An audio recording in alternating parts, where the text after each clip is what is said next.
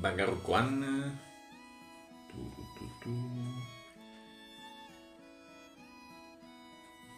Hortxe, estatu batuen mendebaldeko kostaldea, eta berton ditugu herri honen mahastirik ezagunenak. Eta konkretuki bi zonalde ditugu estatu batuetako mahasti hori ezagutzen ez dugun pertsonentzako.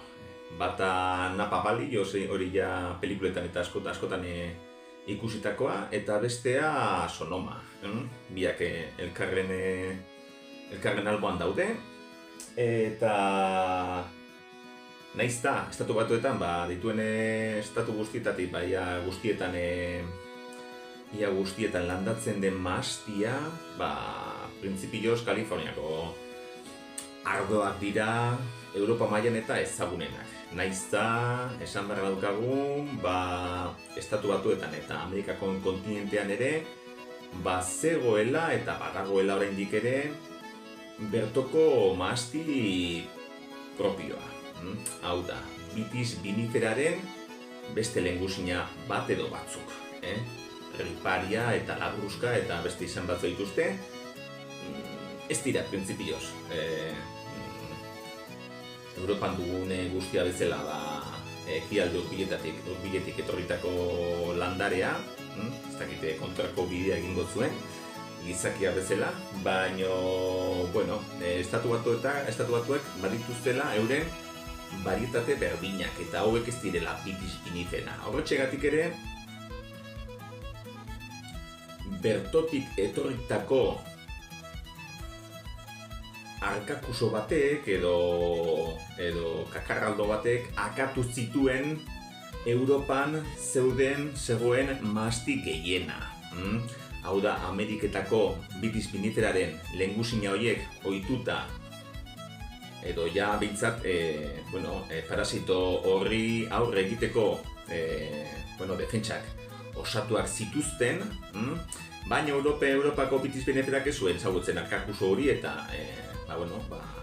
komertzialengatik eta merkataritza erlazioengatik kasualitatez bordelen agertu zenean 19. mendearen amaiera aldera, aretxek dakigunez Phylloxera hark Europako mahasti guztia txikitu zuen eta hasiera batean eragin zuen bordeleko ardogileak Errioxara mugitu izana, eta horretxegatik ere Errioxan dugu kriantzarako eta ohitura hori. Ze berez, eta behin eta berriz aipatuko dut, Errioxarran eta Errioxa bere osotasunean ez zegoen ohiturarik kriantzarik egitekoarena.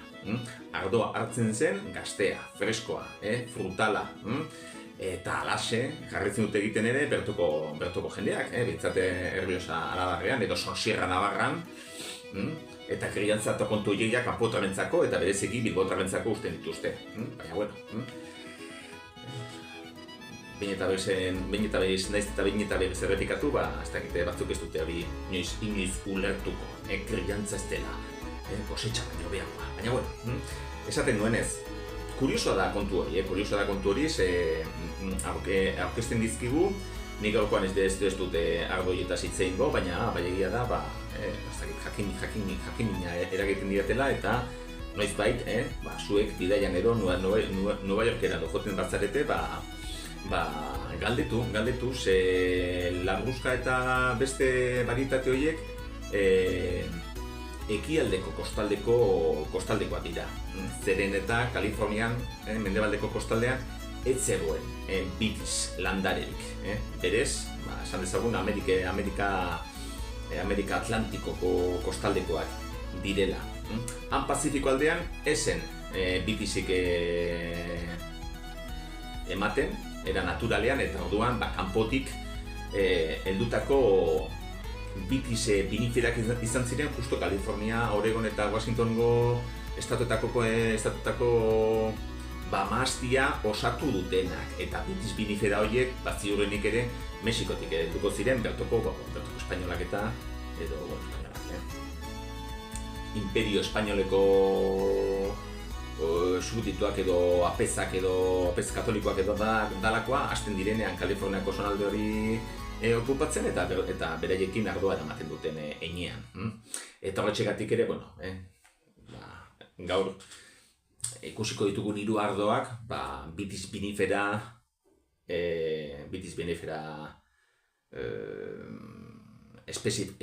espeziekoak dira naizta,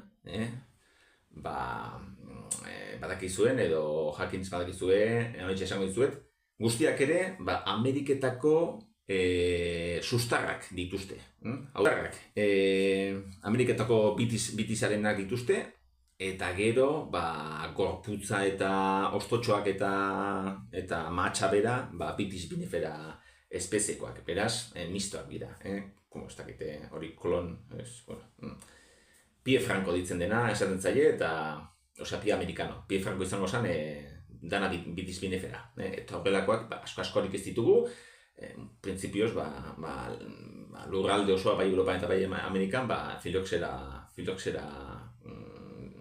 zomorro hori egon baitago.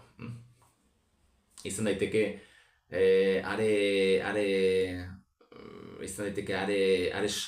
formatutako lur batzuetan, Pie Franco izeneko berezko Vitis vinifera osoak egotea, zomorrak ezin baitu lur horietatik trabesian ibili, eta gertatu daiteke, irla batzuetan Kanadetan adibidez, bertoko betiko Vitis viniferak izatea, eta Amerikarrek behar ez izatea, parasito horri aurre egiteko, ez dagoelako olako parasitorik. Baina, hau beste kontu batzu dira. Guk, orain, Kalifornian eta batez ere, Somonan eta Sonoman eta Napa baiara horietara bideiatuko dugu, Oregon eta Washington, horiek ere albo batera utziko ditugu, ekialdeko estatuak bezala, eta kontzeptatuko gara bertoko bi lurralde horietan. Naiz eta hegoalderago ere jeitsiko garen, justo Santa Barbara gai baten egon zan telebistan damazuten kulebroi bat Amerikarra Santa Barbara, hortik aputxo bat iparraldera dagoen Paso Robles irireare joango gara, pertonere maazti bikainak dituztelako, eta nik justo hartako kata hartan, gehien gustatzen zaidan ardoa, Paso Roblesekoa izan zela. Gainera, izen gaztelanezko izen horrekin, baten dio, ez dakit, zea gehiago, presentzia gehiago, Tijuana eta olako fronterako kontu horiek eta. Paso Robles. Txapaskorik ez dizute sartuko Estatu Batuetako maaztigintzari buruz. Estatu Batuetako maaztigintzak errepresentatzen du mundu berriak errepresentatzen duena. Hau da, ez daudela Europan ezarriak izan diren tradizio mugi ezinetara. Hau da, dinamismo berri bat dute, herrialde horiek, eta gauzak ezberdin egiten dituzte. Eta orduan, desertu bat badugu hor aurrean, irrigazioa jarri eta berton landatuko dituzte maaztiak eta inoxidable baten jendeari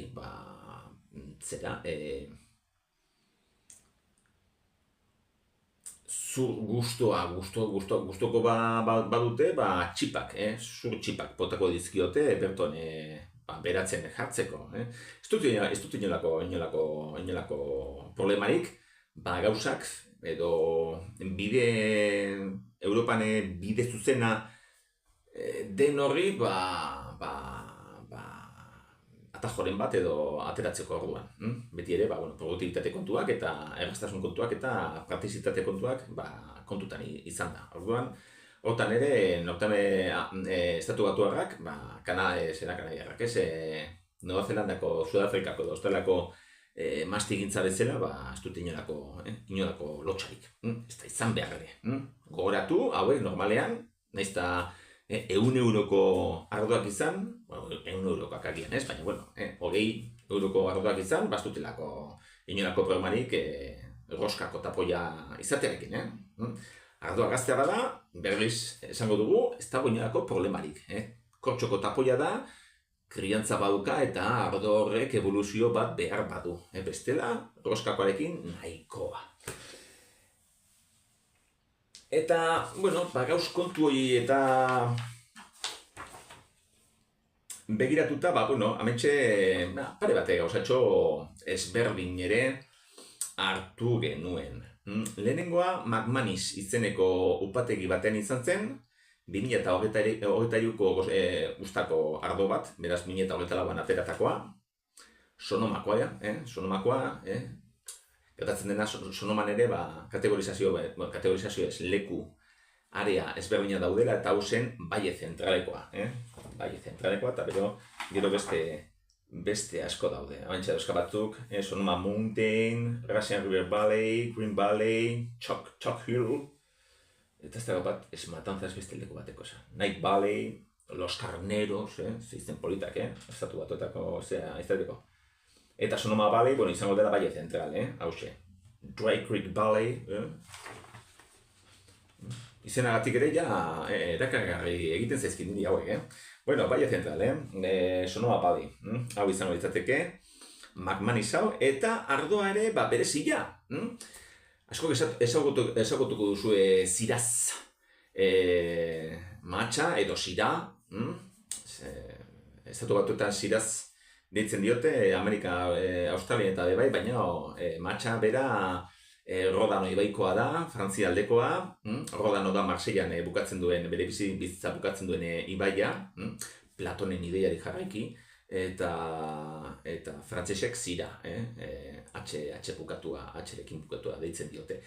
Eta Palentzian eta Alicanten eta zonalde horretan edera ontsu, landatzen ari diren matxe goxo bat da, eta hasi berrientzako ere nahiko aproposa. Eta gero,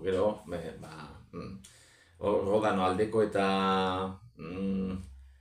ardoetan, uste dut ere, zira hori erabiltzen dutela, esaten dute pap eta horako kontuetan. Orain ez dute goratzen, Rodanoko ardori famatuena zintzu dian, esaten dute pap Avignon aldekoa da, eta hori neko ezaguna dira, Berto Avignonen badakizu ere, papa disidente bat izan genuelako garai baten.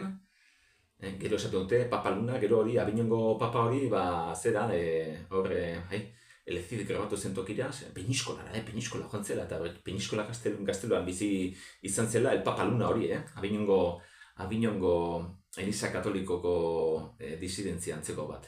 Zira, oso matx gozoa, eta McManus hau ere, haintxe dauka jarrita, guai, komplikaziorik gabekoa. Beraz, edateko aproposa, gozoa, osea, oso ondo. Bueno, hori ikusiko duzue, kopan eta, kapa, erdikoa, erdia, kapa media edo, erditik orako izan zen, zera, iluna zen, ardo beltz iluna. Eta, akolakin, eta amairu graduetan zebilen, eta, koloria ere, hori, gerezia, pikota gerezi hori tipikoa, beraz, mentxik ere, oraindik ere koloria eta ederra eta galanta zuena, ez biolazeoa edo zera, igual Errioxa Arabarreko macerazion karbonikako tempranilloa duen bezala, hori oraindik ere biziagoa da, baina, zereza pikota hori, kriantza zerbait, baina gaztea oraindik, frutala oraindik. Eta, hoxe, sudurrean ere, beti bezala, zirazata, honetan, frutos negros eta lakore konturak eta igarri nizkion. Eta kabranetaren tankera ematen dio, ni gertatzen dena, gozoago dela. Kabraneta asko serioago da, batez ere, frantxez sartzen baduzu. Adoiek ere, askotan, nahiko gogorrak izaten dira, kabranetarekin oraindik eta gehiago. Eta hori hauan eta, sudurrean zera, ke notaren bat eta atera nion nik. Baina, beraz basuen, sudurrean eta ibiltzeko, kafia eta esaten zuen gure Antoniok. Bueno, edaterakoan erraxa edateko, ze azken finean, tita batean sartzen zen hori. Zonalde berberan geldituta, ze argaroa da, hemen, ez dakit, dibertsitate handi izatea Kaliforniako ardoekin. Bertora joan barra dago, bertoko dibertsitate guztia tastatzeko. Estatu batetatik ez du esan, baina, printzipioz, hori ez dakizen leheniko den kontua, baina justo Larus hau editatu zeneko urtean eta 2000 urteko izango da gutxi gora bera, estatu batok laugarren produktuari mundiala ziren, Egia da kontsumaldetik estatu batuetak ez dutela kontsumitzaile asko eta asko aldatzen dela leku batetik bestera, Nueva Yorken ardo asko edango da, ze gainera estatu batuak eurak ere ardoa oso badakizu bertan, estatu batetan jana eta daria tamalgarria dela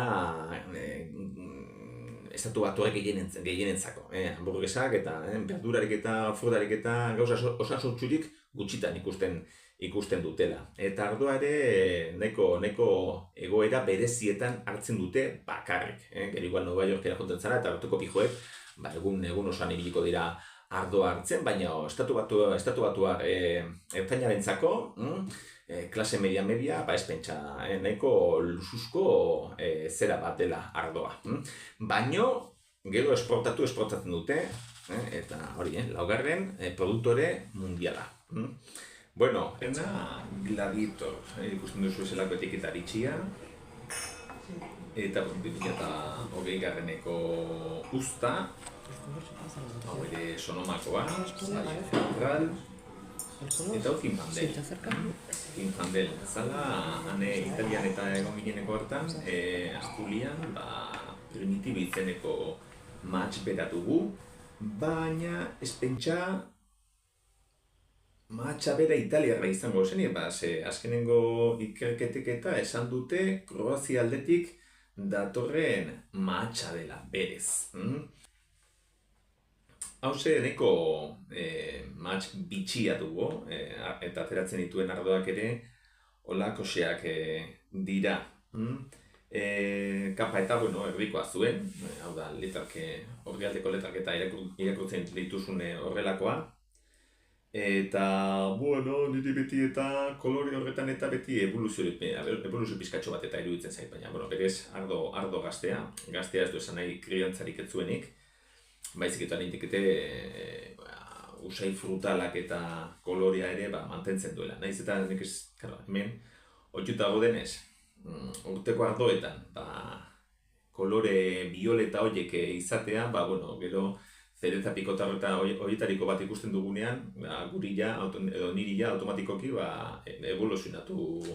evoluzionatutzat hartzen dut, beraz kriantza zozere izan duena, honek badute, baina gaztetasuna beti ere mantenduz. Baina, bai, ez da, zereza pikota hori barrikatik pasea denaren seinale izango litzateke. Nahiz da, gazte izaten jarritzen duen.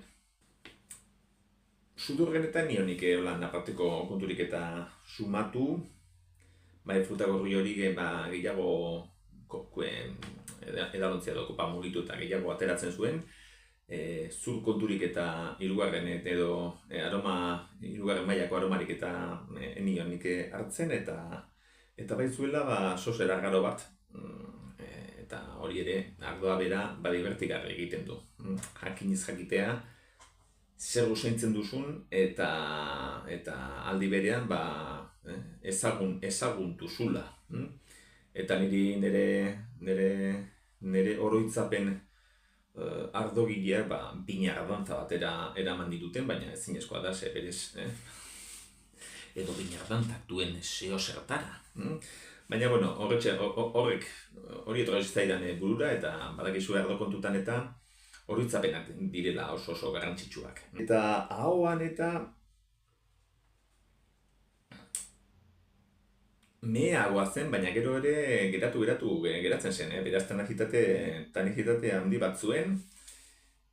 Arraroa baita, Zinfandel horrelakosea delako, eta mingotxa mikatza ere bazuen, hola, Eta Italiakoekin eta alderatuta, nik uste, hau lehenengo hartu genuen, Italia, estatu batutako kata, Italiako baino lehenago egin genuen, eta niri bigarren hartan, Italiako hartan, gehiago gustatu zitzaidan primitibo, estatu batuetako zinfandela baino. Eta gero, bueno, jakin, bueno, igual, estatu batuetatik Apuliara, edo Kaliforniatik Apuliara, ez dago inbesteko diferentziarik, eta bi matxak eta bi ardoak neko antzeko izan daitezke. Baina, bueno, ardo bakoitzaren nortasuna eta jatorria ere kontutan hartzekoa da, eta ez bakarrik matxa. Matx berberak, leku ezberdinetan,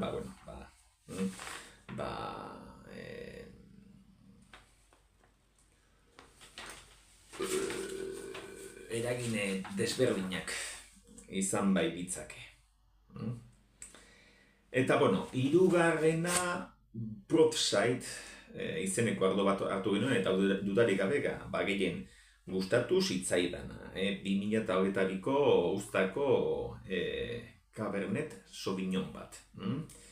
Eta hau gainera, bueno, hiruretan eta izan zen Napa balikoa izan etzen bakarra, eta hau zen Paso Roblekoa. Hau ja hegoalderago joaten gara, Santa Barbara aldera, lehen aipatu dugu, 14 alkohol graduko volumena zuen. Bordeleko matxe beltze ohikoa dugu, bueno, Bordelekoa eskerraldeko, La Girondeko eskerraldeko matx prototipikoa dugu. Eskerraldean Cabernet Sauvignona egongo litzake eta ohikoan Frantziako edo Bordeleko Cabernet Sauvignon horiek niri askorik ez zaizki gustatzen, naiz eta batzutan aldatzen dudan irizpidea.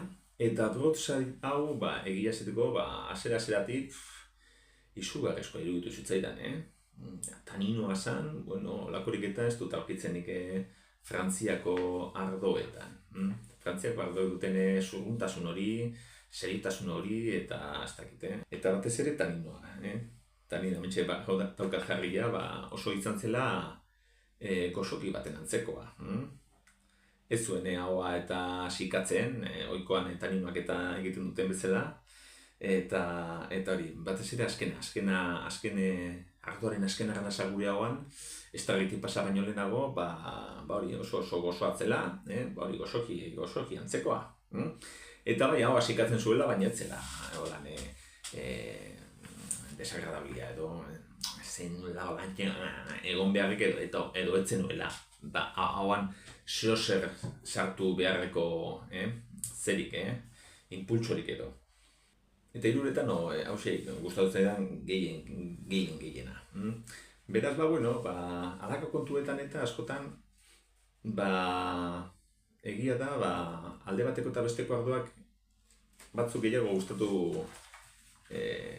gustatzen zaizkigula bestea baino. Eta, esan daukat, adibidez, Errioxako ardoa baino, Ribera Durokoak dituta lanik gustokoago, eta argi eta garbi, Bordeleko ardoak baino, estatu batuak egiten zaizkit atseginakoak.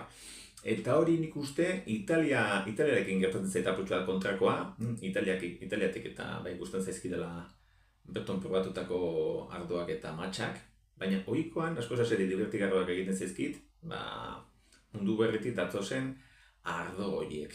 Argentinako katare egin duen, urrengo programa horren ingurukoa izango da, baina niri bereziki Nueva Zelanda, Australia, Sudafrika, estatu batako Chardonnay kontu horiek, gustatzen zaizkiten.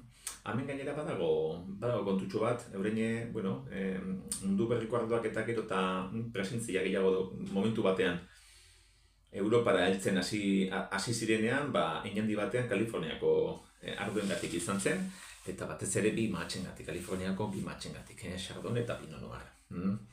Eta hau izan duten 1916an, Frantziako bi enologo edo bi aditu, gizon emakumeak, eurobilak,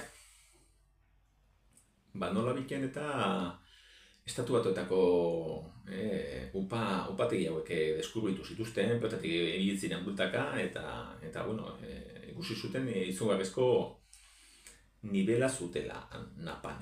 Eta handik, zenbait ardo ekarri zituzten Europara, eta gerora Frantzian edo Parisen, halako kata bate, dastaketa bate antolatu zuten. Eta ara eraman zituzten, ez dakite, bost izango ziren, zenbait ardo frantses, eta gero, matx mota bakoitzetik, amerikar bat. Eta holantxik nahaztu zituzten. Eta hori, kata egin eta gero, azkenean, berton frantses osaturiko epaimai ark edo aditu talde ark, iritzi zuen, bai Chardonnayko ardoen artean eta bai eta Pinot Noir ardoen artean, gehien gustatu zitzaizkienak, justo biak estatu batuarrak izan zirela, eta aretxek buelta osoa eman zion ardoaren merkatuari. Hau estatu batuetako mahastiari buruzko, kotilloak dituzue hiru ardotxo, eta nik uste Rothschild, hau nik uste Corte-Inglesen eta ikusia daukadala, eta dastatzeri baduzue, nahiz eta beste ezberdin bat izan, nik uste upategi ederrazkoa dela eta prezioz ere ez dagoena, ez dena oso garestia izango. Ez baita gertzen hemen liburuntako bodega famatuenen artean.